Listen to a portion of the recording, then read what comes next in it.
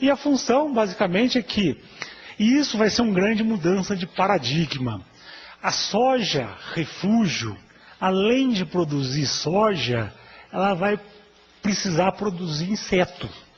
E isso não vai ser tão fácil de colocar na cabeça dos agricultores.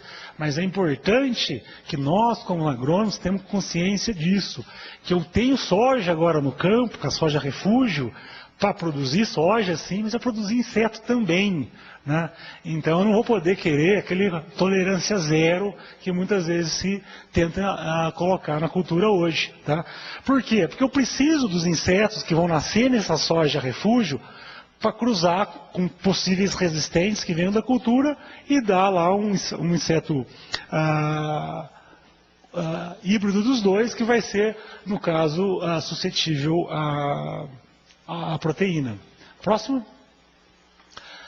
Aqui eu vou só apresentar alguns aspectos, né, que a gente tem estudado e que precisa ser estudado de importância para o complexo, para entender, para se manejar essas lagartas. Próximo.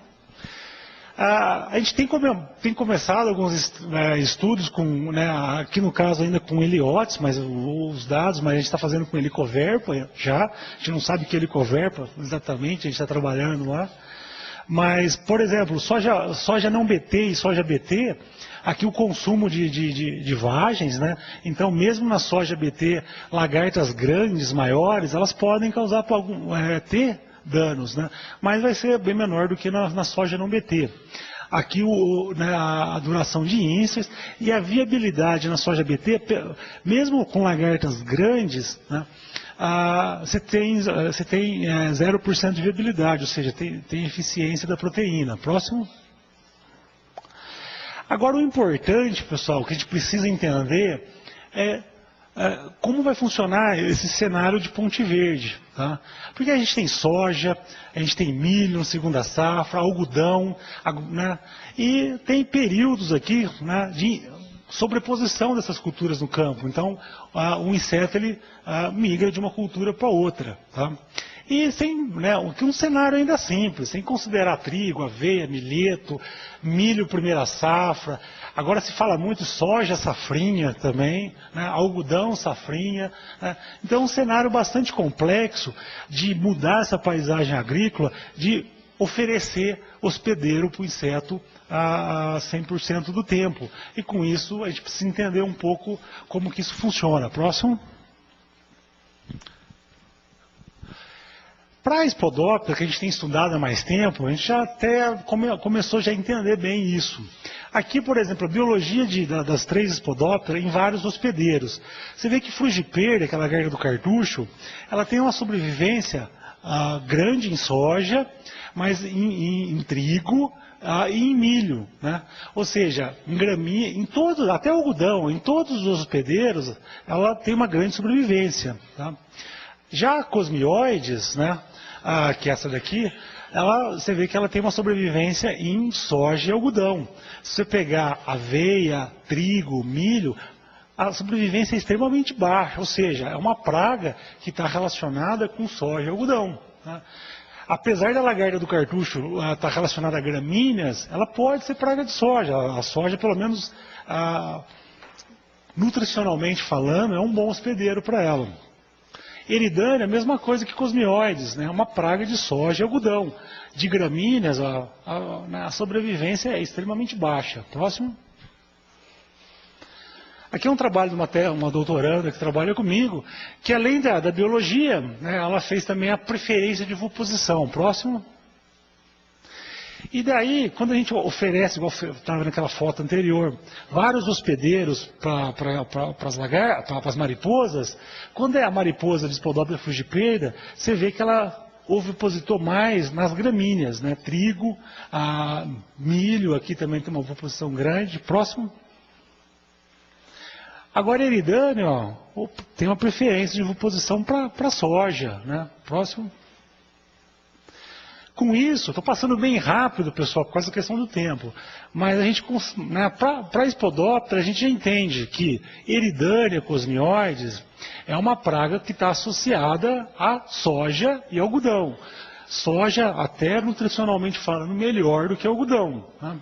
Pode ocorrer em gramíneas também? Não. Né? Raramente, porque a viabilidade larval em gramínea é muito baixa. A frugiperda, que é a lagarta do carducho, ela está mais associada a gramíneas, né? Milho, trigo, mas ela pode ocorrer em soja e algodão também, que nutricionalmente falando foram bons hospedeiros para ela. Né? Então, a gente começa a entender o cenário de Ponte Verde, como é que esses insetos se movimentam no campo. Agora, e para Eleotinde, Eliotes, Helicoverpa, a gente não sabe nada ainda. A gente tem que começar esses trabalhos do zero. Né? A gente não sabe qual é a preferência dessas lagartas para ocorrerem entre uma ou outra espécie vegetal. Próximo. Culturas BTs. Próximo. Se você pegar Spodoptera, né, aqui tem a biologia, uma soja convencional e a soja BT, a biologia dela é idêntica, né? A duração do Inster, com algumas exceções aqui de poucas mudanças, ou seja, tanto faz ser soja BT ou soja convencional, a biologia do inseto é a mesma, ou seja, não tem eficiência essa primeira soja BT em Spodoptera eridânea. Próximo. E cosmioides, né? Também não. Né? E exatamente igual também, inclusive a viabilidade, ó, 80% de viabilidade, mais de 80% na soja BT. Próximo. Consumo foliar, né?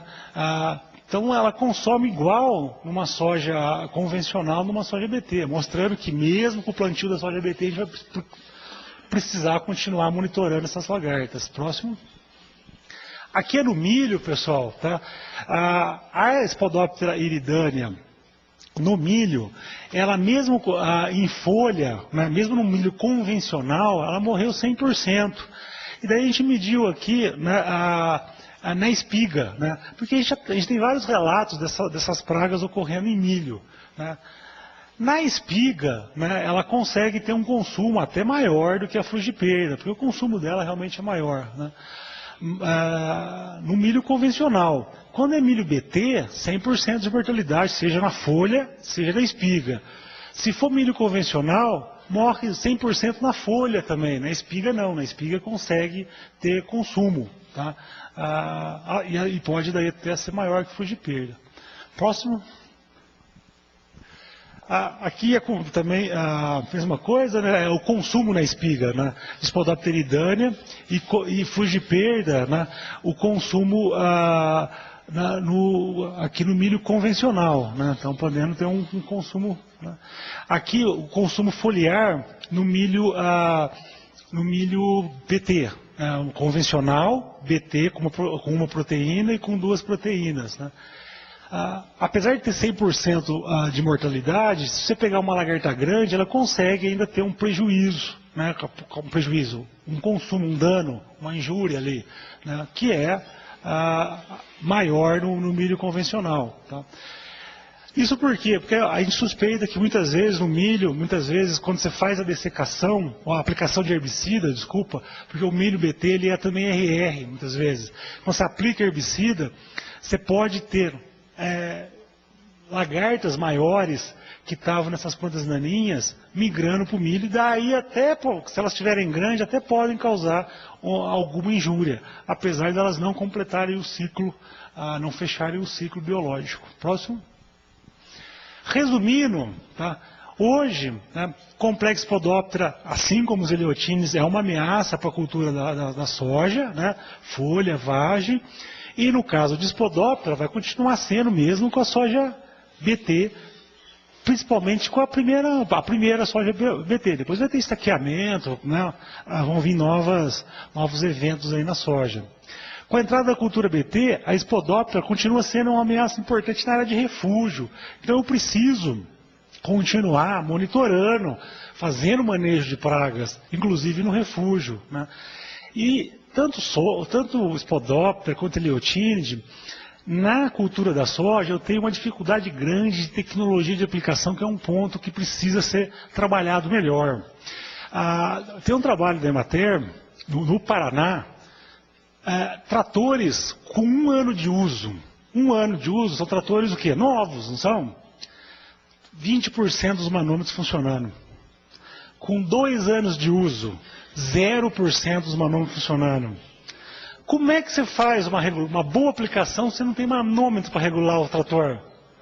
Ou seja, a gente falha muito na tecnologia de aplicação também. E em pragas como lagarta das vagens, tanto o complexo de Spodoptera quanto a Liotinde, que atacam no período reprodutivo da soja, onde a soja está fechada, tecnologia de aplicação é vital, assim como os percevejos. Então é um ponto que precisa ser melhor trabalhado. Tá? Às vezes eu faço essa apresentação para produtor rural. E daí eu falo, fulano de tal, que trator você tem? O cara sabe falar a marca, a potência, quanto ele pagou, que bico você usa? É azul, é verde. Ele não sabe a ponteira de aplicação que custa lá R$10, né? Aonde passa todo o investimento dele, ele não sabe qual foi. Ele sabe o trator, a potência, quanto que ele consegue fazer, mas ele não sabe a ponteira de aplicação. Então, tecnologia de aplicação, pessoal, é uma coisa que precisa ser melhor trabalhada ainda. Tá? No milho, no convencional, o Spodoptera eridana pode até atacar a espiga, mas a folha, ela não é uma praga de folha. Spodoptera eridana, daí eu acredito que Spodoptera cosmioides também não vai ser praga de milho. Próximo.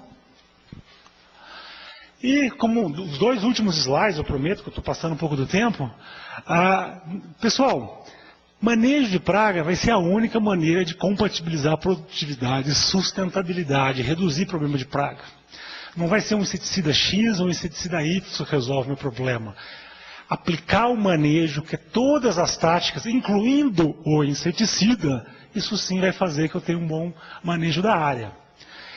Independente da tática de controle utilizada contra a praga, é importante salientar que eu preciso revitalizar todos os conceitos de manejo integral de praga. Tecnologia de aplicação, controle biológico, aplicar na hora certa, amostragem, tá? E, controle biológico. É necessária para o sucesso de manejo, não só de Liotinde, de Spodoptera, mas de todas as pragas. E assim, conseguir produzir com sustentabilidade. Imaginar que a importação de um inseticida não registrado é uma alternativa complementar, pode ser até uma carta na manga, mas imaginar que isso é salvação da lavoura é no mínimo temerário. Né? Por quê? Porque incorre no mesmo erro que a gente tem tido na agricultura brasileira, que é usar exclusivamente isso apenas, única e exclusivamente agrotóxicos como a única medida de proteção fitossanitária. A gente estuda que proteção fitossanitária é um conjunto, manejo integrado, integrar várias táticas de controle. E a gente se baseia única e exclusivamente em agrotóxico. Agrotóxico é uma ferramenta extremamente importante, a gente não alimentaria o país hoje sem agrotóxico, mas não é a única medida. E usar corretamente essa ferramenta faz parte da nossa função no campo. Próximo. E esse slide, na verdade, achei que é um fórum legal para levantar uma discussão, tá? Mas a gente tem vários desafios para retomar o MIP. E uma delas, né, aproveitando até que um colega comentou, que eu escutei numa palestra de um colega da PAR lá, consultoria e venda junto no mesmo profissional é no mínimo discutível, né? Por quê? Porque quem vende não deveria estar receitando agrotóxico, porque tem um conflito de interesse. Se eu recebo o meu salário, se eu tenho cota de venda, se eu sou avaliado, se eu sou um bom profissional, um mau profissional, pelo tanto de vendas que eu faço, né? Ser bem avaliado. Por que você foi bem avaliado? Porque eu aumentei vendas. Eu fui mal avaliado esse ano em comparação com meus colegas, porque eu perdi vendas. Isso é um incentivo à venda. Até eu, que sou mais bobinho, se for para ganhar mais, é lógico que eu vou vender mais. É lógico que eu vou insistir na venda. Isso faz parte do ser humano, né? Então, é uma coisa de se discutir se a gente deveria ter receita e venda concentrada no mesmo profissional. Os dois são de extrema importância, mas o profissional deveria... Você chega na farmácia para pedir a receita, você chega na farmácia com uma receita pronta. E por que você não chega na revenda de agrotóxicos com uma receita pronta, você vai lá e preenche na hora? Então, é uma coisa que deveria ser questionada, né? E a gente precisa fortalecer hoje cooperativas como cooperativas. A gente não pode ter cooperativas com CNPJ alternativo de revenda, né? A cooperativa, a função dela, ela tem que vender inseticida, tem, porque ela é uma função reguladora de mercado, né? Só que a função dela não é ganhar dinheiro com revenda. Quem tem que ganhar é o cooperado. Eu tenho uma visão de cooperativismo, foi pelo menos isso que eu aprendi na escola, é que cooperativismo, quem tem que ganhar não é a cooperativa, é o cooperado. O cooperado ganhando, a cooperativa ganhou, não é? Porque quem que é dono da cooperativa? É o cooperado é o dono dela. A cooperativa está lá para servir o cooperado. E a gente precisava muito disso, porque acreditar que o poder público vai ter força para levantar uma terra como foi no passado, num país que planta 48 milhões de hectares de soja, é difícil, é muito dinheiro, é muito investimento. Então, uma saída para assistência técnica oficial, não que vai substituir, vão trabalhar juntos, mas a gente precisava ter cooperativas mais fortes, atuando como cooperativas, no conceito de cooperativismo mesmo, né? E daí, né, quem sabe talvez, né, mudanças legislativas que incentivem o manejo de pragas não venham ajudar, né? Porque a agricultura, ninguém faz agricultura para preservar o meio ambiente, ninguém faz agricultura para alimentar o mundo. A agricultura é negócio. Eu planto, eu sou sujicultor para ganhar dinheiro. Então, se eu tivesse medidas que incentivassem isso, seriam úteis, né? Então, deixar aí talvez, né, tenha solução para isso? Não tenho, mas são pontos que eu defendo e gostaria de levantar numa plateia aqui que tem pessoas de grande poder de ação. Próximo.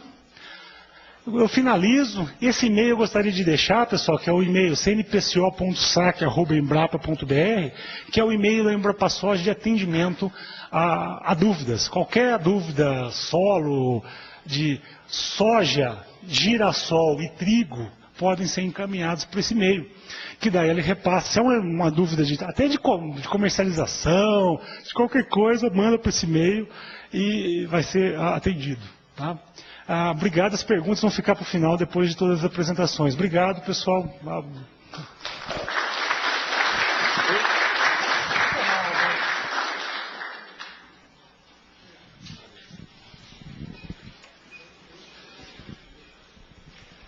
Doutor Adnei, parabéns pela sua apresentação. Nós fizemos um esforço bastante grande em divulgar esse seminário. Tenho certeza que os nossos colegas fiscais nas suas regiões divulgaram para assistência técnica, né? Também tenho certeza que em vários estados estão nos assistindo pela importância, pelo impacto que essa praga despertou.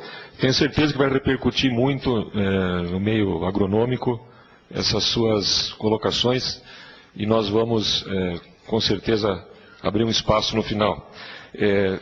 Quero deixar registrado aqui que no final, nas perguntas, precisamos comentar a questão da venda antecipada ser proibida, que nós aqui temos já um modus operandi consagrado, que separa muito bem o que é momento de venda, o que é momento de receita. Receita não é para venda, receita é para uso. Vamos comentar. Doutor Rony, como é que estamos tem os números da assistência?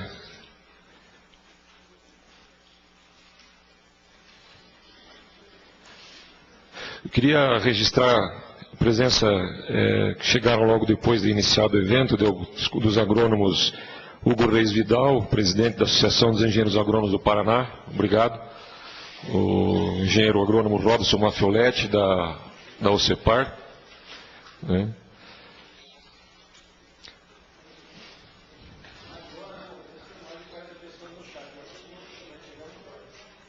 No momento, 40 pessoas no chat com perguntas. Já tivemos mais, informa o Ronei. Queria aproveitar, daqui a pouco a gente esquece, de agradecer todo o trabalho que o Ronei, gerente de tecnologia de informação, tem feito, não só para colocar esse evento na internet, mas o Ronei e a sua equipe de mais um colaborador têm se virado nos 30 aí para dar base para os sistemas informatizados da ADAPAR, e esse trabalho é um exemplo desse esforço. Também ao ao agradecer a Celepar, na pessoa do Cotrino, que está aqui dando todo o apoio e sustentação para essa transmissão. Então, dando sequência às apresentações, nós vamos ouvir o engenheiro agrônomo Marcílio Martins Araújo, fiscal de defesa agropecuária e gerente de sanidade vegetal da ADAPAR. Marcílio, por favor.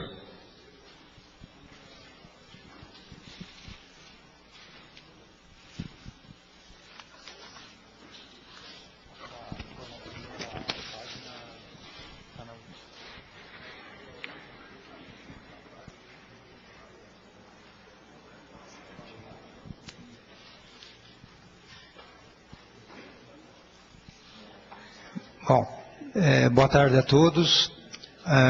Dando continuidade, então, aos trabalhos aqui do seminário, e a ideia é fazer uma complementação do que já foi abordado aqui e trabalhar 2 pontos que, inclusive, foram citados pelo Dr. Adinei, que diz respeito, dentro desse seminário, a questão da IN12, das dificuldades dos órgãos estaduais de atender na plenitude, não só a questão da utilização do agrotóxico específico, mas também com a questão de delimitação da região, da identificação de praga, da questão de amostragem e identificação da praga. E também falar a respeito do agrotóxico que está sendo trabalhada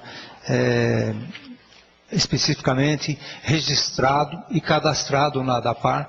Então, nós já temos outras alternativas, né, que podem ser trabalhadas na questão do controle. Próximo, por favor. Então, essa instrução normativa ela é bastante recente, é de abril de 2013, e ela veio, então, disciplinar, né, a questão da identificação, da delimitação, da questão de restrição de locais onde ocorre a praga. Então, é de 18 de abril de 2013, né, e trata, próximo, por favor, de alguns artigos que eu ressaltei, assim como já foi ressaltado anteriormente, né, mas que trata das medidas da defesa sanitária por parte do órgão estadual, visando a prevenção, a contenção e o controle e erradicação da praga, da Helicoverpa armígena. E trata de algumas medidas que devem ser estabelecidas pelo órgão estadual, que deverão ser adotadas das seguintes medidas. Então, muitas dessas preconizadas, a gente viu que o doutor Adinei citou muitos dos casos, né, pode e deve ser medida adotada no manejo integrado de pragas, quer dizer, faz parte de todo um tratamento e um planejamento para as lavouras, não só de soja, como outras culturas também deve ser planejado e deve ser adotado. Então, sempre cultivares resistentes, se disponíveis, nem sempre disponíveis, a questão épocas de plantio e restrição de cultivos subsequentes, quando for a ocorrência e possível esse cultivo. No caso dessa praga, a gente viu que tem uma série de restrição, até por ela ser polífaga, então existiam aquelas pontes que foram faladas, então fica difícil de se estabelecer.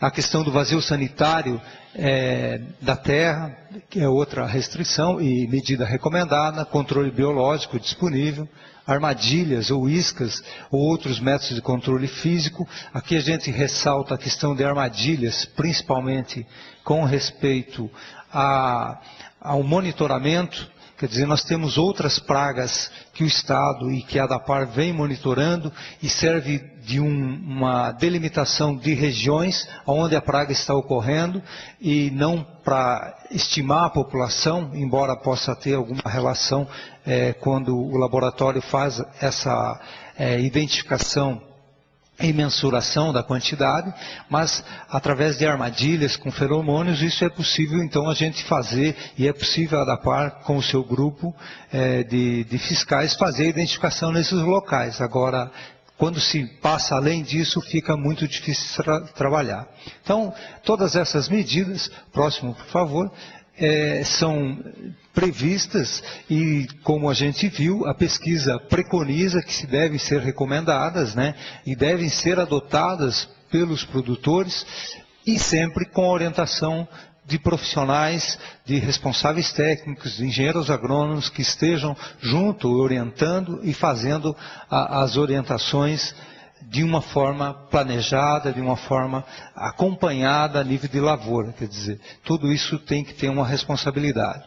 Ao órgão estadual, quando estabelecida essas medidas, cabe a fiscalização da adoção dessas medidas preconizadas. Então, além dessa praga, existem outras pragas que se determinam manejo, formas de controle, quando agir e quando tomar as medidas, e isso então entra a nossa fiscalização, a da APAR como um todo, fazendo esse trabalho de fiscalização. Próximo, por favor. Em seu artigo 3º da Instrução Normativa, ele fala que o órgão estadual, com apoio da Superintendência, do Ministério da Agricultura, deve fazer esse levantamento fitossanitário visando detectar e delimitar a área de ocorrência da helicoverpa em sua respectiva jurisdição, declarando zona interditada e aplicando rigorosamente as medidas desta instrução. Ao órgão estadual de defesa determina quais as partes vegetais terão trânsito livre para fora da área interditada. Então é um ponto muito discutível, de difícil controle, não só pela delimitação, mas também pela própria disseminação da praga que a gente viu, que é muito ampla e dificilmente você controlaria essa disseminação através da interdição de áreas de trânsito. Então, como proposta a instalação de armadilhas, né, visando delimitar onde está ocorrendo a praga. E se trabalhar, então, na questão de manejo, de amostragem, de delimitação para se fazer o controle. Essas amostras serão coletadas e encaminhadas para a identificação na rede nacional do Ministério da Agricultura. Próximo, por favor. Então, os questionamentos, as dificuldades para a realização dessa amostra de identificação da helicoverpa, trata-se então, primeiro, que a identificação ela é feita de modo morfológico, pela morfologia do inseto. Então, adulto, inseto adulto. Primeiro, então, há necessidade de se capturar esses insetos numa fase mais adiantada, e nós teríamos que levar essas lagartas até a fase adulta, para daí então provocar a morte, envelopar e mandar para o laboratório para se fazer a identificação desses insetos. Primeiro, não se tem estrutura a nível de unidades regionais. Teria que vir para o laboratório Marcos Henriette, que é o nosso laboratório do Centro Marcos Henriette, que tem uma certa limitação, tem apenas 2 estufas e provavelmente, com certeza, não teria condições de receber toda essa demanda a nível de campo para a gente fazer esse transporte. A questão de insetos vivos também tem alguma restrição de transporte via correio. Nós teríamos que utilizar outra forma de transporte identificada. Então, a avaliação morfológica, ela é de difícil identificação, então nos coloca alguns entraves. Como citado anteriormente pelo doutor, ele fala da análise molecular. Mesmo identificado morfologicamente, esse inseto ele teria que ser complementado para uma identificação molecular, através do DNA. E além do alto custo, tem uma demora de 15 a 20 dias, a gente foi informado disso, dias úteis para se identificar o inseto. E andamos fazendo algumas investigações. Hoje não teríamos laboratórios credenciados pelo Ministério da Agricultura para que se faça esse tipo de análise. Então ela seria somente via morfológica. Então essas são algumas dificuldades, alguns entraves para se fazer esse tipo de identificação do inseto. Próximo, por favor.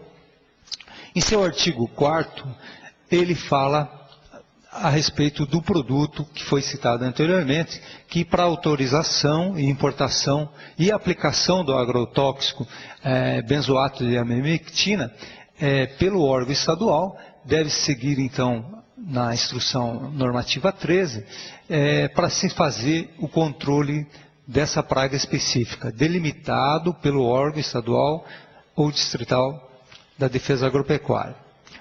Então, como citado já anteriormente, já relatado, os produtores devem manter um alerta, não só os produtores, os responsáveis técnicos, através do monitoramento constante de suas lavouras, não só para o ataque da helicoverpa, mas como outras pragas, foi muito bem já explicitado anteriormente, deve ser um monitoramento contínuo, a amostragem naqueles casos de ataques expressivos, ou que tem alguma coisa fora do padrão dos ciclos anteriores, então nos colocamos à disposição através da ADAPAR para fazer a checagem nesses locais, fazer as amostragens se necessárias e providenciar então a questão da identificação, se for necessário, verificando então os laboratórios que podem fazer isso aí, mas sempre cuidando então com a questão de estágio de aplicação dos produtos, dos agrotóxicos que hoje estão cadastrados no Estado e que já serviram por todo um leque de informações repassadas junto ao Ministério da Agricultura e junto à ADAPAR foi apresentado relatórios mostrando-se de uma forma bastante eficaz no controle, com um nível de eficiência muito grande para a helicoverpa, SPP e helicoverpa armígera que a gente vai ver mais à frente. Então, existem 2 produtos até o momento. Existem outros produtos agrotóxicos, inseticidas, que estão em fase de registro, estão encaminhando, e a ADAPAR tem dado prioridade nessa análise para que se faça o cadastro junto no Estado para que se tenha outras alternativas de controle. Quer dizer, nós não estamos desamparados para o controle se necessário for. Então, existem produtos aí. Então, cuidar muito bem com o estágio de desenvolvimento e o momento de se fazer, então, como seguindo alguns princípios do manejo integrado, monitorar, cuidar a quantidade, níveis de dano, identificação, o momento de se fazer o controle, não deixando passar, e tomando-se o cuidado que essa praga está atacando outras culturas também. Então, a princípio fica a preocupação para a cultura de soja que vem aí, mas já tem registros, já tem relatos de ataque em outras culturas que fugiria do período então desse vazio sanitário. Então, tomate tem muitos relatos de ataque na cultura de tomate, funcionando como uma broca, né? Pimentões, frutíferas, citricultura também tem alguns relatos de ataque. Então, o alerta não é só para a soja. Claro que a soja é importante, tem expressividade, mas deve-se pensar também em outras culturas. E sempre observar a questão do receituário agronômico, que foi muito bem enfatizado pelo palestrante anterior, a questão do receituário, da recomendação, da avaliação do diagnóstico feito a nível de propriedade, para se fazer uma boa recomendação e se obter sucesso no controle. E os produtos registrados no Ministério da Agricultura e cadastrados na ADAPAR. Próximo, por favor. Então, aí já foi também falado anteriormente, né? Mas nós temos diversos produtos registrados no Ministério da Agricultura, alguns dos bacilos thuringienses, feromônios, baculovírus, lâmina cialotrina, e os 2 produtos que estão cadastrados hoje na ADAPAR, que é flubendiamida e o clorfenapir, que são cadastrados para soja e algodão. O próximo.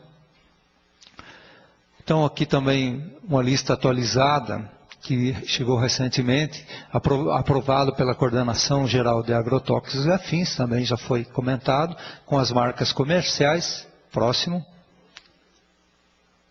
Mais alguns produtos. Próximo.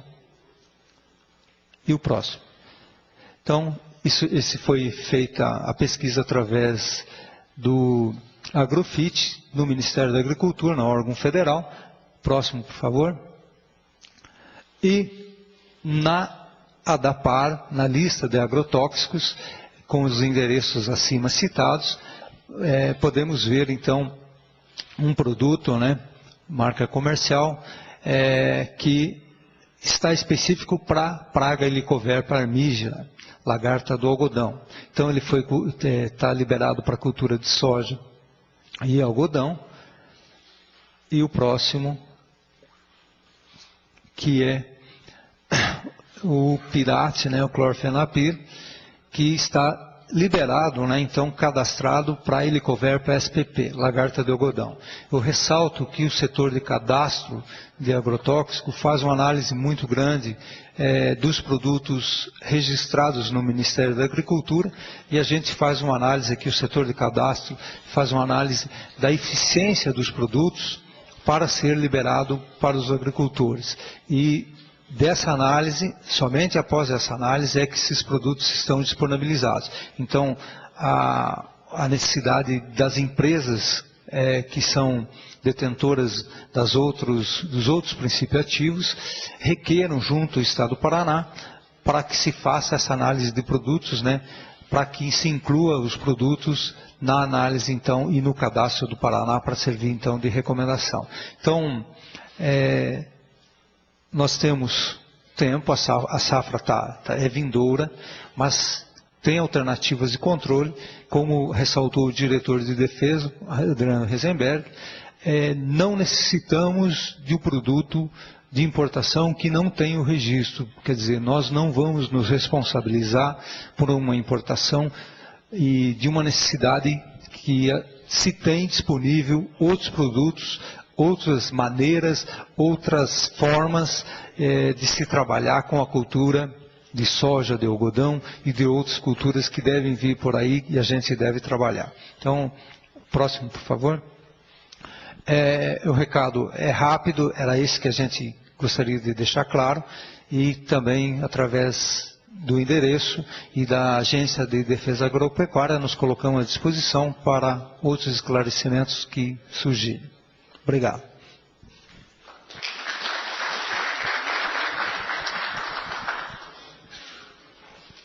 Reisenberg. Temos aqui alguns estados participando da nossa palestra.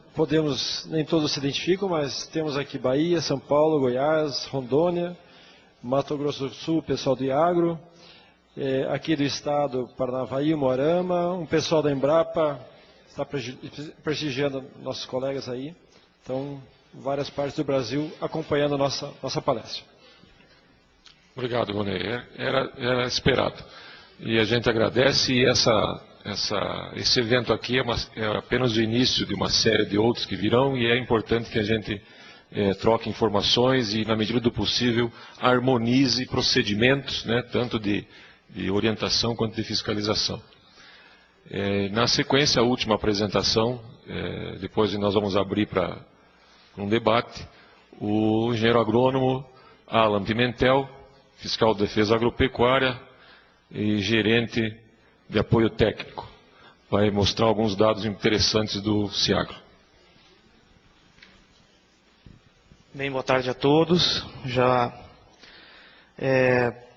Gostaria inicialmente de, como o Reisenberg tocou no tema, e o Rony bem falou, nós temos contatos com outras instituições de fiscalização, e o pessoal estava bem ávido por um evento desse, já que o Estado do Paraná foi o primeiro a manifestar de que não iria fazer o uso de benzoato de imaitina nessa safra.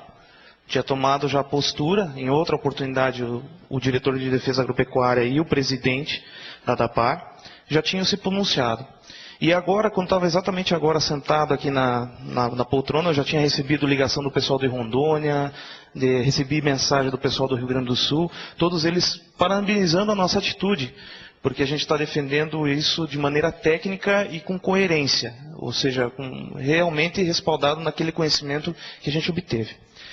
Mas voltando ao foco do que eu vim apresentar, eu vim aproveitando o gancho desse evento, apresentar alguns dados que o Ciagro tem mostrado nesses 3 anos de uso praticamente, pelos técnicos, né, vinculados à agricultura do Paraná. E antes de mais nada, eu gostaria de agradecer o empenho do corpo fiscal da ADAPAR. Porque como vocês vão ver em minha apresentação, desde que houve uma priorização dentro da ADAPAR para a área de fiscalização voltada ao programa de alimento seguro, a gente teve um verdadeiro salto na área de fiscalização do comércio e uso de agrotóxico, que é sentido basicamente na minha gerência por esses dados e pela parte de registros, né, e autos de infração e tudo que é vinculado à fiscalização dessa atividade. Então, vamos começar. Próximo. Um breve histórico, extremamente resumido. O CIAGRO foi criado através de um decreto em fevereiro de 2010. Começou a ser utilizado pelos técnicos que faziam e pelos comerciantes que comercializavam produtos para o território paranaense em julho de 2010. Em janeiro de 2011, nós fizemos uma revisão do sistema, corrigimos falhas que o sistema tinha apresentado nesses 6 meses e consideramos que sim, em janeiro de 2011, o sistema realmente conseguiu atingir uma certa maturidade em termos de recepção de dados. E é aí que a gente começou a obter dados. Em julho, exatamente nesse mês, dia 19 de julho, ou seja, vai completar ainda 3 anos de CIAGRO no ar. Tá? Próximo. E os dados que eu vou mostrar para vocês hoje, eles foram gerados de uma maneira bem simples, não foram feitos análises estatísticas, são números totais, em que nós geramos relatórios diretamente na base de dados do sistema. E cruzamos dados de 2011 com 2012. Tá? Próximo. Esses dados o que são? São aproximadamente 9 milhões, 10 milhões de receitas, tá? E aproximadamente aí 6 milhões de vendas, tá? Em 3 anos de funcionamento. Somente em 2012, nós tivemos uma quantidade de receitas de 3 milhões e 500 mil emitidas e 3 milhões e 300 mil vinculadas com venda. Hoje houve a concretização de uma venda de agrotóxico em cima dessa receita. E vendas, nós tivemos praticamente 2 milhões de receitas ali que foram efetivadas. O que aparece aquele número maior de vendas é porque pode ter havido mais de um produto por receita. Daí dá essa diferença de 200 mil. Próximo. E aí a gente começa a ver alguns dados, né, algumas informações que vão de encontro ao que é alvo até dessa reunião, desse seminário. O que foi mais interessante é o seguinte, nós temos hoje no Estado, isso levantando com o pessoal do cadastro, 1.097 por marcas comerciais cadastradas no Estado. Produtos formulados, né? Desses produtos formulados, nós temos 1.001 que estão liberados para comércio, ou seja, podem ser encontrados pelo produtor no comerciante. Mas aí começa a aparecer alguns dados interessantes, que apenas 693 em 2011 tiveram registros de venda. E em 2012, apenas 719.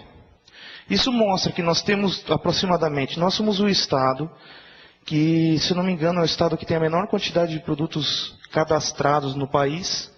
E mesmo assim nós temos 30% das marcas comerciais não são comercializadas. Tá? Próximo. Nós temos um total de 1.130 empresas que comercializam agrotóxico no Estado, ou seja, que destinam o agrotóxico para uso em território paranaense. Então elas podem ser empresas que estão localizadas no Rio Grande do Sul, em São Paulo, em qualquer unidade da federação, e que realizam vendas para dentro do Estado. Tá? Existem os fabricantes, por exemplo, entram nesse número. Nós temos um total de aproximadamente 13 mil profissionais habilitados a fazer receita agronômica no Estado. Ou seja, eu coloco aproximadamente porque esse número varia entre 12.990 a 13.020. Sempre tem gente pedindo habilitação e pedindo cancelamento de registro no CREA, né? Número de profissionais que emitem receituários, 1.925, ou seja, mantém uma média histórica de 15% só de profissionais que emitem receitas no Estado. Todos os agrotóxicos comercializados no Estado, de forma legal, passam por esses 1.925 profissionais. Tá? Próximo. Isso dá uma média por profissional de 1.809 receitas. 5 receitas por dia. Isso seria o ideal, né? 5 receitas é possível do cara ir a campo, fazer um diagnóstico, né, ver um problema que está ocorrendo no campo. Mas daí a gente vê esse número de baixo ali, na linha do meio. Maior emissor de receitas em 2012. 23.801 receitas o cara emitiu num único ano. 65 receitas por dia. Né? Aí a gente começa a ver alguns problemas que tem na nossa classe. Falo nossa classe porque eu sou engenheiro agrônomo também. Né? E a média de receitas emitidas por dia no estado, 9.540. Nós já chegamos a ter, num único dia de pico no Ciagro, um recebimento de 20 mil receitas, né, para um único dia. Em um único período de uma semana, nós chegamos a ter 80 mil receitas. Ou seja, não que todos os dias fossem emitidas receitas, mas nós tivemos já, em um período de 7 dias, 80 mil receitas. Próximo. E aí a gente começa a entrar nos números totais. Quantidade comercializada declarada no Ciagro em 2011. 68.508 toneladas. Quantidade comercializada declarada no Ciagro em 2012, 158.989 toneladas, 82 toneladas. Por que eu agradeci o nosso corpo fiscal no começo da minha fala? Porque justamente isso é resultado de uma ação do corpo fiscal. Nós passamos de 40 e... Tosato? Me lembra quantos fiscais nós tínhamos em 2000? 42 em 2011. Em 2012, com a criação da DAPAR, passamos para 70. Nós dobramos o número de fiscais. E ainda não é o total do nosso corpo fiscal voltado para a área de agrotóxicos. Nós tivemos um incremento aí de quase 6 vezes, 3 vezes, né? Não, 2 vezes e meia. Né? Nós tivemos esse incremento. Isso.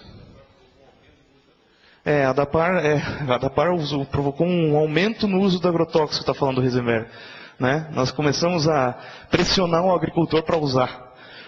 Né? E esse dado mostra para nós uma informação preocupante, porque a maior parte... vale a pena a gente ressaltar como é que é feito o levantamento do uso de agrotóxicos no Brasil. Ele é feito com dados declaratórios da indústria. É sempre quem fabrica declara quanto que fabricou e o quanto que vendeu, para o mapa. E o nosso dado ele é obtido de uma maneira totalmente diferente. O Heisenberg ele começou a detalhar, mas é o dado que é declarado pelo comerciante na hora da venda com base no receituário agronômico. Ou seja, é o agrotóxico que realmente está sendo utilizado. Historicamente, o Paraná ele sempre teve um consumo entre 100 mil, 110, 89, nessa faixa. Né? Quando a gente lembra esse número aqui, uma coisa que para nós ficou muito clara e que a gente não tinha como comprovar e que estão começando a aparecer agora no Ciagro, é a questão do trânsito interno de agrotóxicos. Ou seja, a indústria vende para o estado X, esse estado revende para o estado do Paraná. Então, essa quantidade de agrotóxicos, eu creio que ainda vai aumentar. E isso é triste de falar, porque nós somos um estado que não temos fronteira agrícola, somos um estado que, digamos assim, tem uma quantidade de profissionais de agronomia mais do que suficiente para atender e dar assistência técnica, mas nenhuma das práticas que foram apresentadas anteriormente estão sendo empregadas, o que justifica a ampliação no consumo de agrotóxicos. Isso é muito triste. Tá? Próximo. E aí eu fiz um gráfico para mostrar daquelas 151 mil, o que isso representa. 48% é vinculado a herbicidas. 30% inseticidas. Tá? Fungicidas 17,50%. Com esse percentual nós somos disparado o maior consumidor nacional de fungicidas. Isso é disparado mesmo. Tá? Próximo.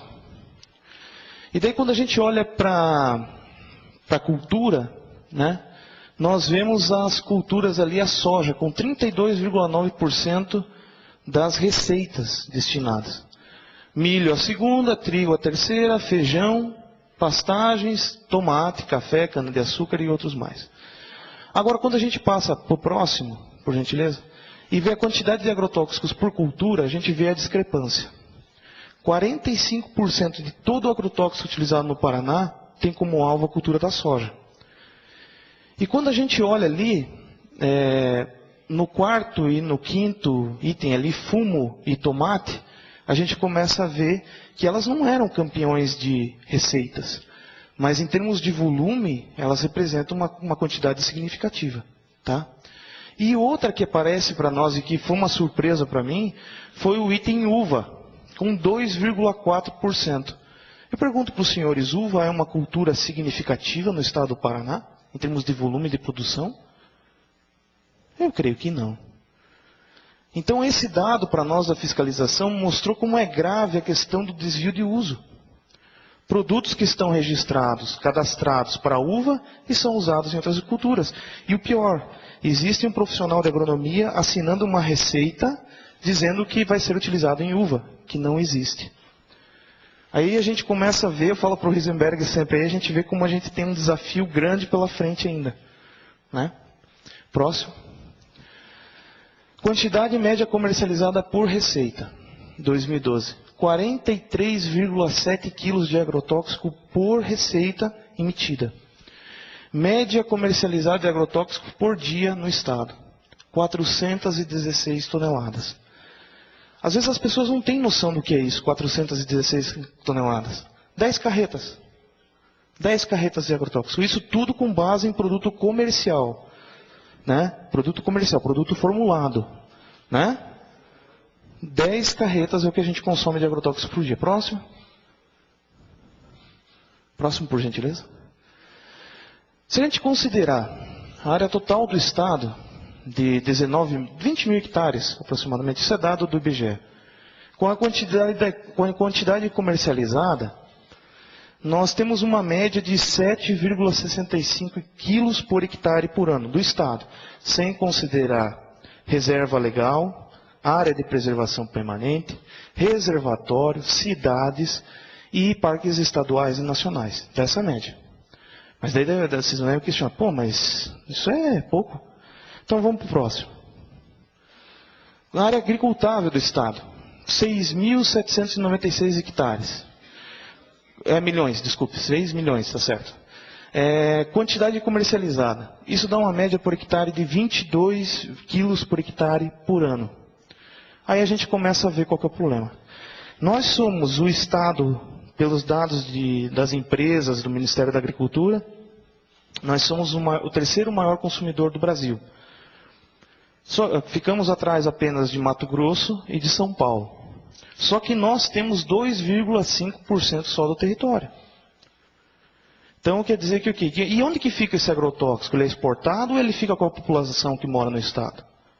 Somos nós que pagamos o preço de usar essa quantidade de agrotóxico. Próximo. Aí, eu já estou terminando, minha apresentação é bem rápida. Quando a gente fala isso, eu peguei como tema só alguns dados com relação à da apresentação em si, do tema desse seminário. Quando a gente pega inseticidas, que são esses princípios ativos que estão aí, estão expostos, só impressa para mim um pouquinho. Os três princípios ativos, os três primeiros princípios ativos, eles somam 21%, 22% de todo o agrotóxico, todo o produto comercial formulado, vendido no Paraná. E quando a gente pega esses 20 e poucos por cento do total de agrotóxicos, essas três moléculas, digamos assim, representam tudo isso, a gente vê que isso é um risco muito grande pela questão do seguinte: esse produto só está na mão de uma única empresa. Essas três moléculas são de uma única empresa. Ou seja, nós temos nesse caso aí, para nós a fiscalização, o risco maior é a questão do monopólio. Nós temos essa preocupação também, porque se faltar um produto desse, ou tiver alguma crise de fornecimento, nós estamos na mão de uma única empresa. Tá? Fitossanitariamente falando. Tá? E outro dado que eu gostaria de mostrar são as duas últimas linhas.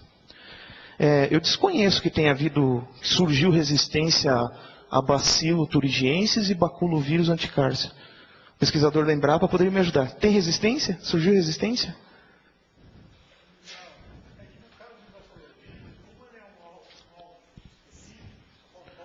A anticárcia, exatamente.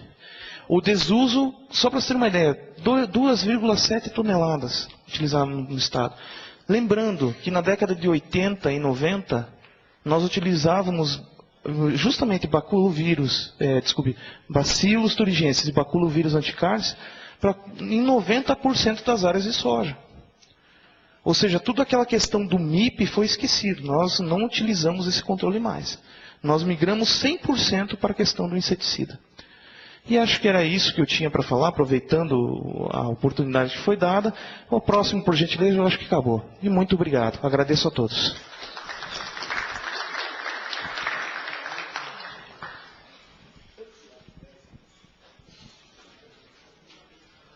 Bom, nós vamos então, sem mais delongas, vamos convidar os palestrantes para virem sentar aqui na frente. Vamos nos juntar ao Ronei. E o Ronei vai coordenar aqui a questão das perguntas, então.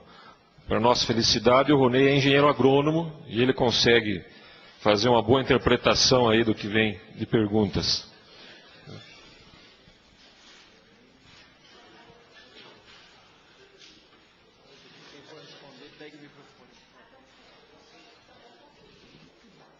Vamos iniciar então com as perguntas aqui do chat.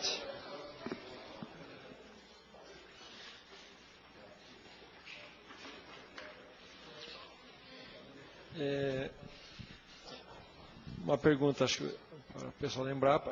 Cristiano Sá, dúvida: como foi introduzida a Helicoverpa armígera na Bahia?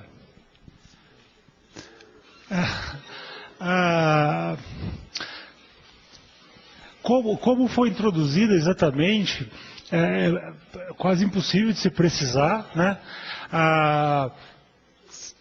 A maneira mais comum de se introduzir insetos de outras regiões são por material vegetal vivo. Então, as grandes vilãs, normalmente, são as flores, né, que são o grande comércio de material de propagação vegetativa, é flor, né, que vem, né, a semente é pouco provável, né, que a lagarta viva na semente lá. Então, as grandes suspeitas são flores, mas provar, né? Agora, o colega falou assim, mas flor na Bahia?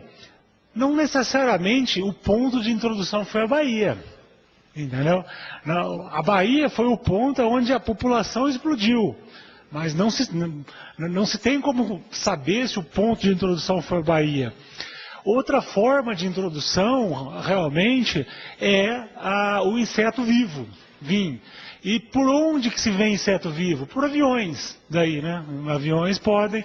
A gente sabe que o bicudo, por exemplo, a primeira lavoura que surgiu bicudo no algodão estava do lado de Viracopos.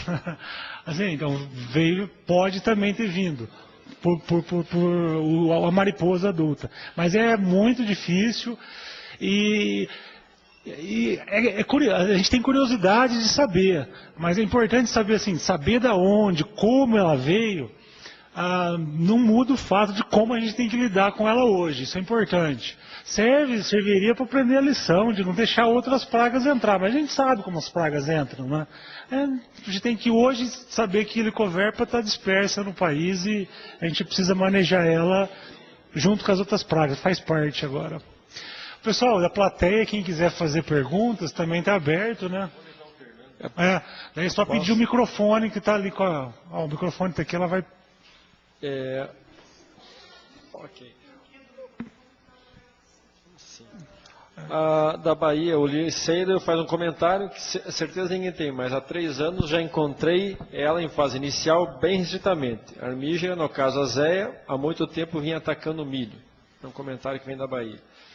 Chicão, quando o ataque atual das pragas e doenças quanto do ataque atual de pragas e doenças se deve ao uso equivocado de defensivos e desequilíbrio de solo? Se entendi, a pergunta é quanto se deve ao uso equivocado de inseticidas. Não existe uma estatística assim, né? Como pesquisador eu precisaria falar com um ponto de vista realmente de um trabalho. A percepção e o consenso muito da ocorrência de pragas é devido ao uso errado de agrotóxico, né? Principalmente dessas pragas que eram secundárias, que passaram a ser chaves, né? principalmente essas, se devem muito ao uso errado de agrotóxicos, sim, né? Mas, assim, quanto por cento isso representa é muito difícil, né?